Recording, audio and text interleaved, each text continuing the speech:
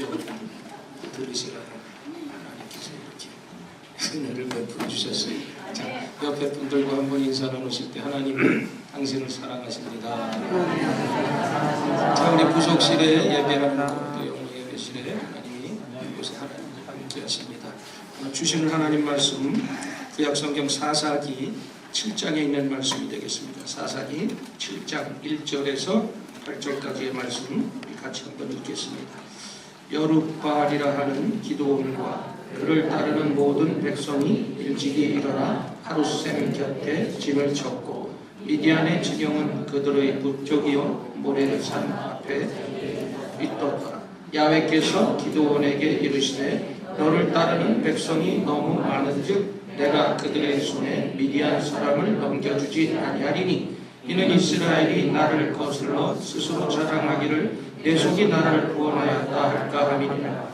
이제 너는 백성의 귀에 외쳐 이르기를 누구든지 두려워 떠는 자는 길르앗산을 떠나 돌아가라 하라시니 이에 돌아간 백성이 22,000명이요 남은 자가 10,000명이었더라.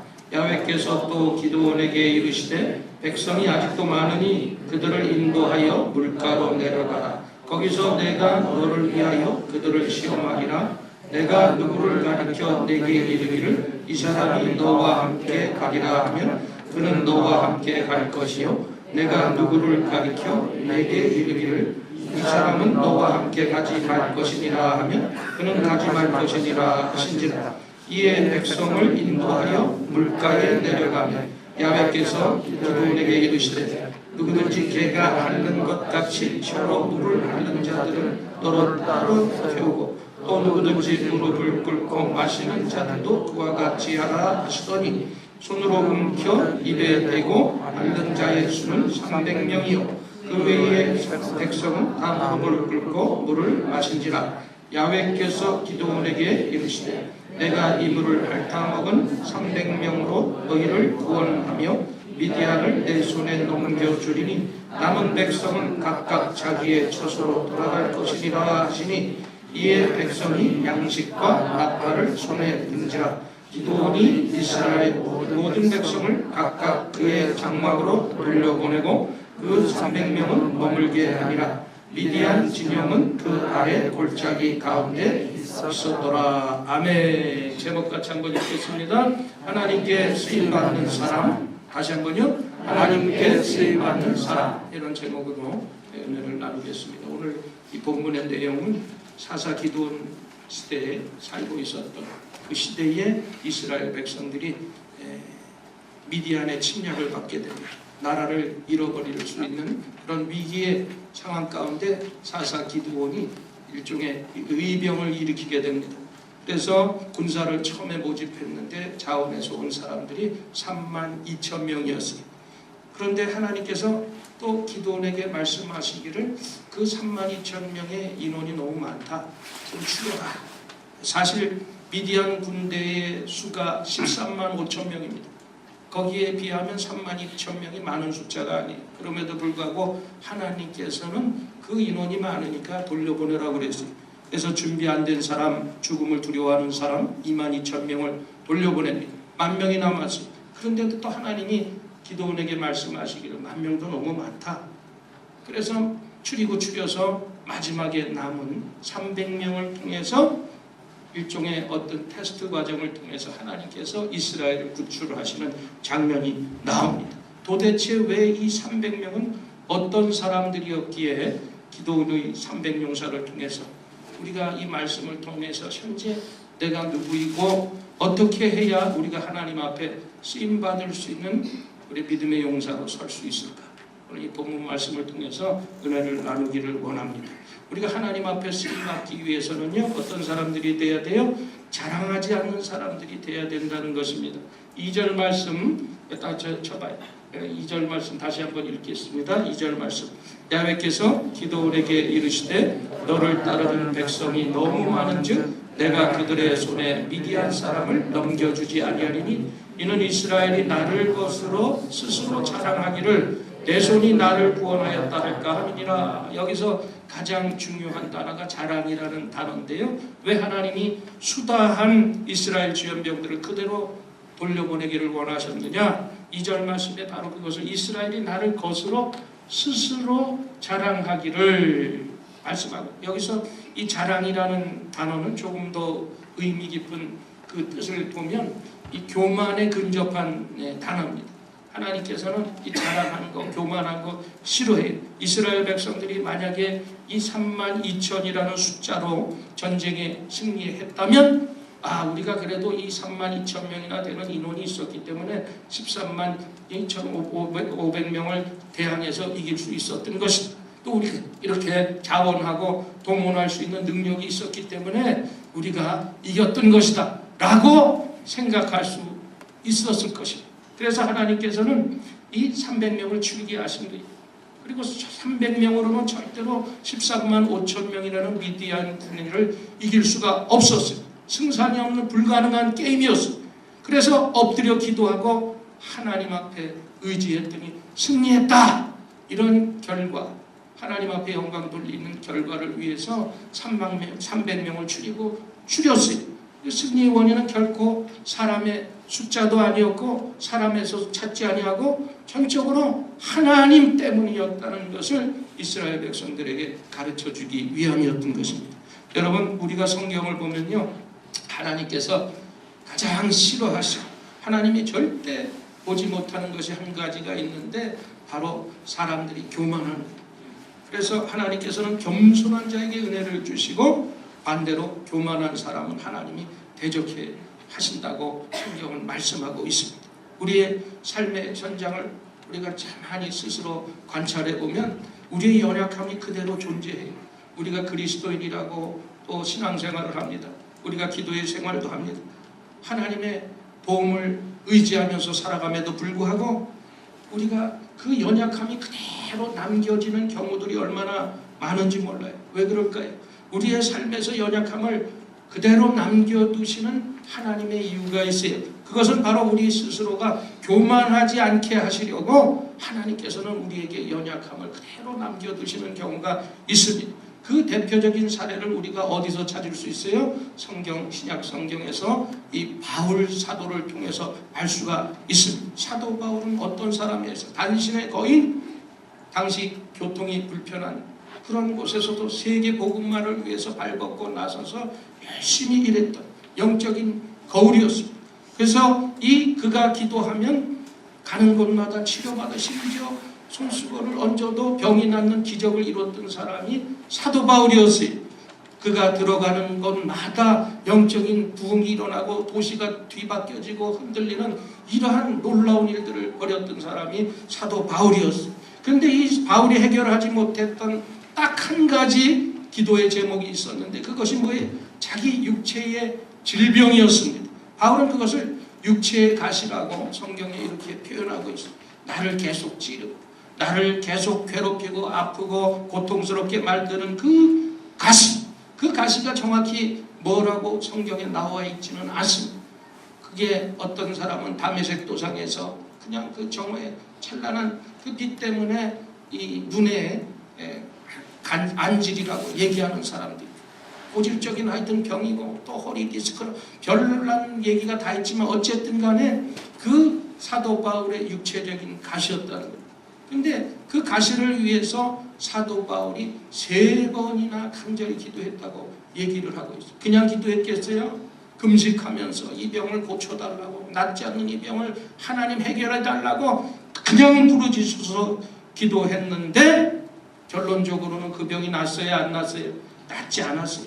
하나님이 그 육체의 가시를 남겨둔 이유를 간절히 하나님 앞에 기도하면서 깨달았는데 그것이 뭐냐? 바로 하나님이 나를 자고하지 않게 하시기 위해서, 교만하지 않게 하시기 위해서 나에게 이런 육체의 가시를 주셨다. 하나님은 나에게 이미 많은 은혜를 주셨는데 그 가운데 내가 건강까지 하면 틀림없이 내가 교만한 사람이 될 것을 알기 때문에 나를 겸손하도록, 내가 자고하지 않도록 이 가시를 나에게 허용하였다. 이것이 사도 바울의 깨달음이었습니다. 여러분, 그래서 우리는 교만하지 말아야 돼. 겸손해야 되는 것입니다. 근데 사실 이 자랑이라는 것은 인간의 본능이 어릴 적부터 누가 가르쳐 주지도 않았는데 자랑하면서 살더라고. 내가 한국에 있을 때 아파트 15층에 살았는데 애들이 막 놀면서 막 자랑하는 소리를 들었어요. 그러니까 뭐 자기 아버지는 뭐 어디고 뭐 우리 차는 뭐고 막 자랑하니까 한 애가 자랑할 게 없었나 봐. 그래서 가만히 지금 무슨 소리를 자랑하나 봤더니 그 꼬마가 뭐라고 그러는지 알아요?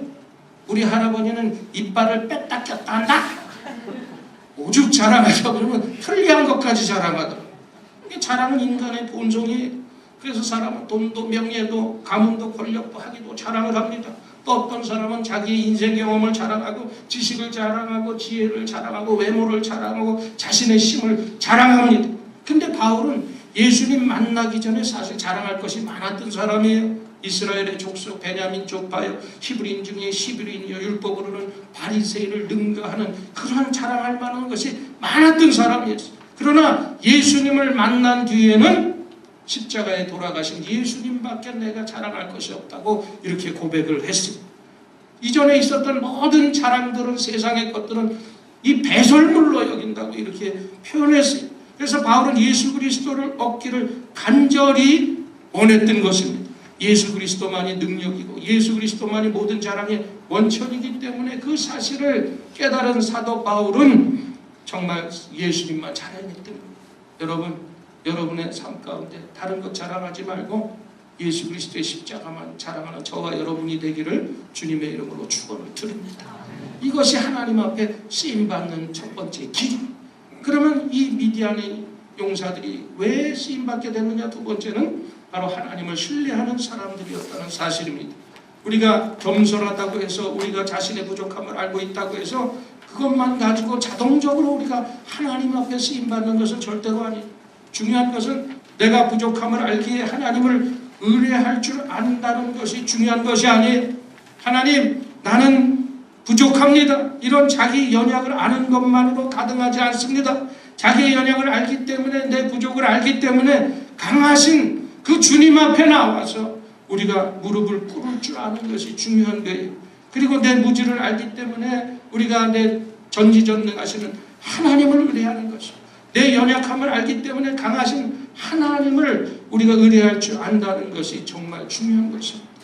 여러분, 이 세계적인 전도자였던 D.L. 무디, 이 D.L. 무디 목사님이 성경 공부를 하다가 이 모세에 대해서 연구를 하게 됩니다.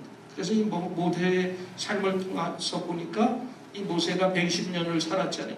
이게 세 단계의 무대로 살았던 것을 알 수가 있어요. 첫 번째, 중간체, 이 마지막 이 세 40년, 40년을 나눠서 이 모세에 대해서 성경 공부를 하다가 이 목사님이 처음 이 40년 모세의 생활은 왕궁의 생활 아니었어요. 궁중에서의 호화로운 생활. 그때 모세의 심정은 바로 자기가 굉장한 인간으로 착각하면서 살았어요. 그러면서도 자기의 정체를 몰랐어요. 그래서 이 D.L. 무디 목사님은 그 책에서 뭐라고 얘기했냐면 I am somebody. I am somebody. 이 모세는 자기가 누구인가를 찾아서 40년을 살다가 또 중간기에 두 번째 40년 미디안 광야 생활에서 모세가 이 하나님에 의해서 광야로 밀려져 미디안에서 처가살이를 하면서 40년을 살잖아요. 그래서 그 40년간의 배운 교훈이 뭐냐면 바로 I am nobody. 나는 아무것도 아니다. 라는 것을 그 40년 동안 깨달았다는 거예요. 하나님 앞에 자신을 보니까 아무것도 아니라는 것을 깨달았다는 것입니다. 이 교훈을 얻기 위해서 무려 광야에서 40년 동안 훈련을 받은 거예요. 그리고 40년이 끝난 후에 80이 됐을 때 하나님께서 부르심을 받잖아요. 근데 그 40년 동안에 나는 아무것도 아니다라는 것을 깨닫고 난 모세가 너무너무 겸손해졌어요. 그래서 이제 부르심을 받았더니 이제 나는 못해요. 나는 못해요. 나는 입술이 둔해요. 나는 하나님 앞에 할 수 없습니다. 하나님 앞에서 이렇게까지 고백을 했어요. 그때 하나님께서 뭐라고 그랬어요? 너 말할 수 있는 건 능력 그거 누가 준 줄 아느냐? 네 입을 누가 준 줄 아느냐? 그렇게 말씀하시면서 네가 말을 못하면 내가 말 잘하는 사람 붙여줄게. 그래서 형 아론을 붙여준 거예요. 그리고 나 믿고 나가라. 그리고 이스라엘 백성들 동족을 그 애굽에서 출애굽시키는 일에 네가 지도자로 쓰임받아라. 이렇게 해서 쓰임받게 된 것입니다. 그리고 모세의 나머지 단계의 그 80에서부터의 사명을 받고 마지막 단계는요, 무디는 이렇게 표현하고 있어요. I'm God's body.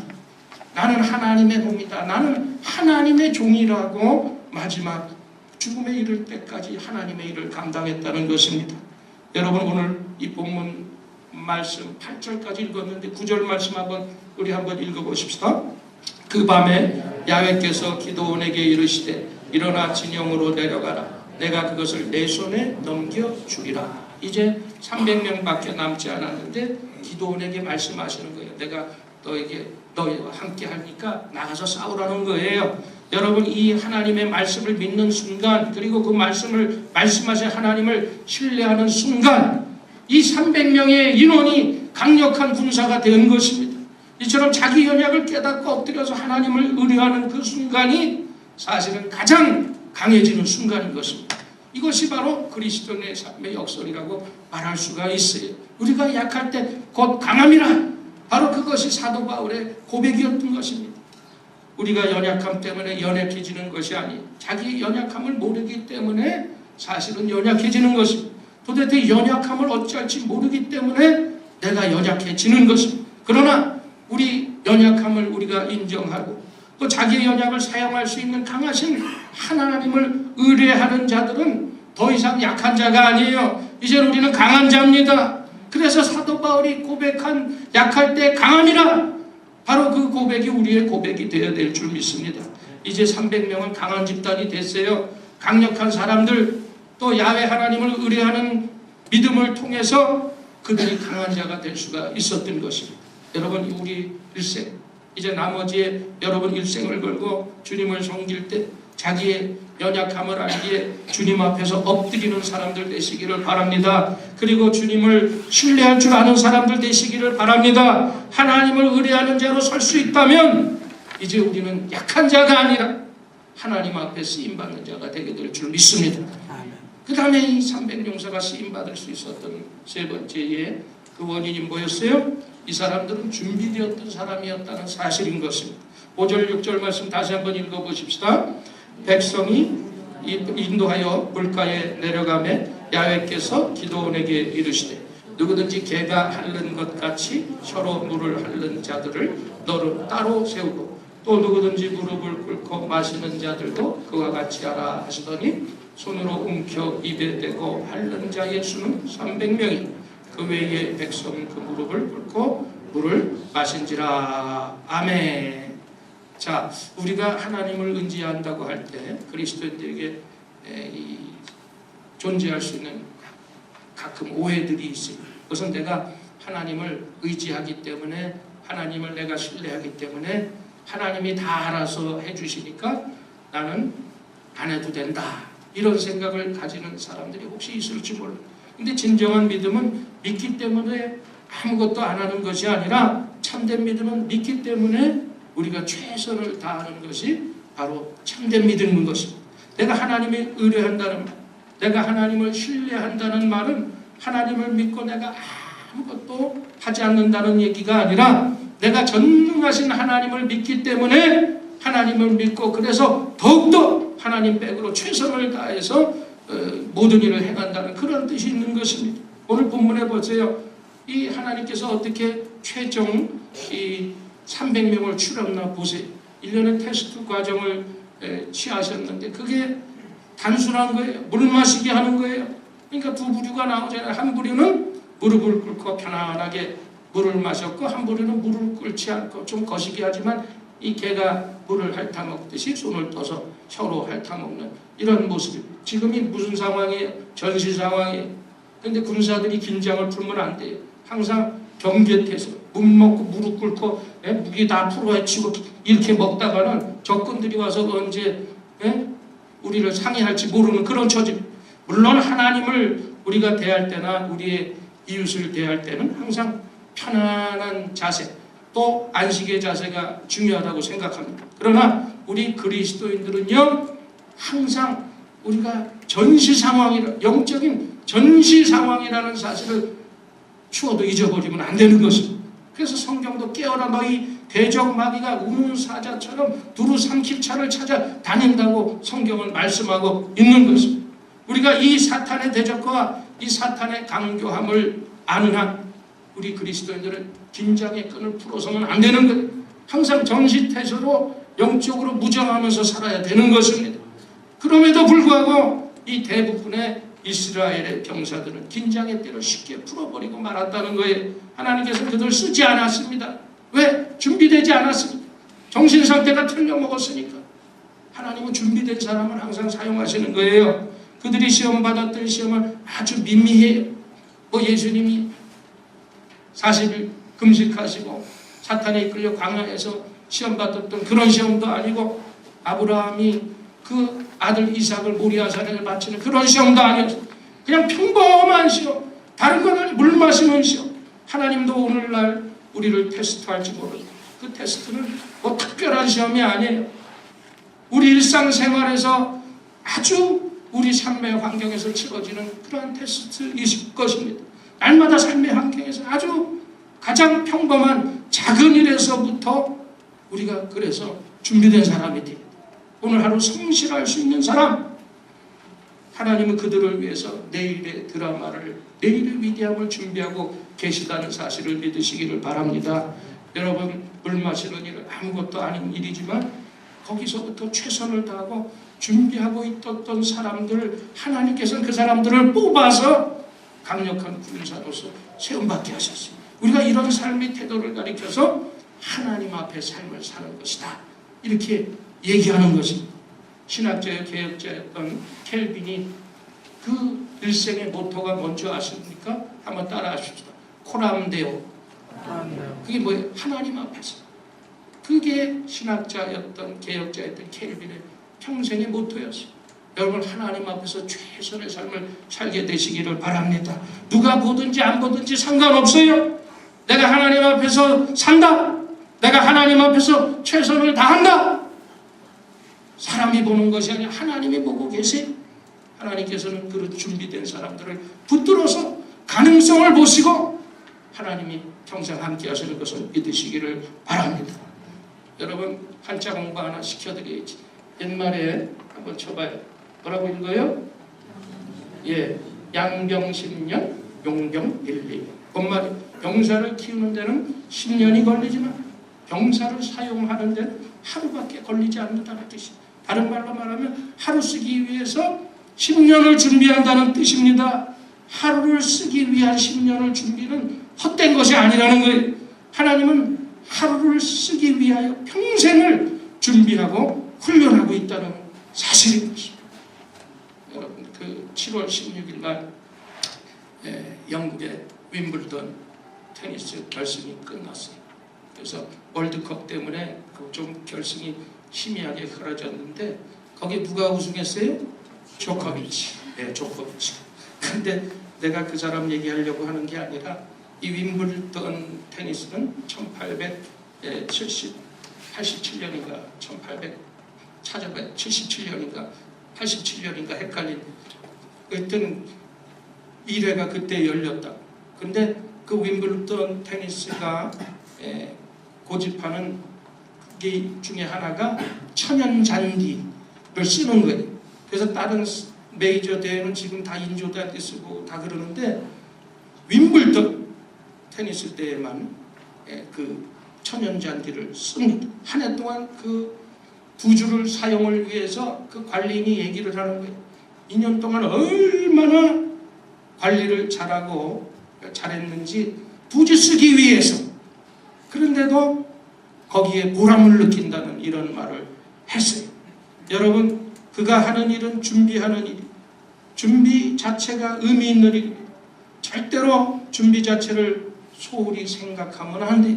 그 2주, 1년에 그 2주 사용을 위해서 1년 내내 그 천연잔디를 보호했던 그 관리인도 그렇게 준비를 한다면 여러분, 우리가 어떻게 인생을 준비하지 않고 살 수가 있겠습니까? 충성된 자는 큰 것에도 충성하고 작은 것에도 충성한다고 성경은 말씀하고 있는데, 오늘 여러분 내 삶의 장에서, 오늘 내 사역의 장에서 주어진 그것이 아무리 작은 일이라도 상관없어요. 그 작은 일에 그 모든 일이 주의 일로 알고 주께서 나에게 맡기신 일로 알고 신실하게 우리가 긴장의 띠를 풀지 않고 최선을 다하는 사람들, 그를 통해서 하나님 나라의 드라마가 펼쳐진다는 사실을 여러분 아셔야 돼요.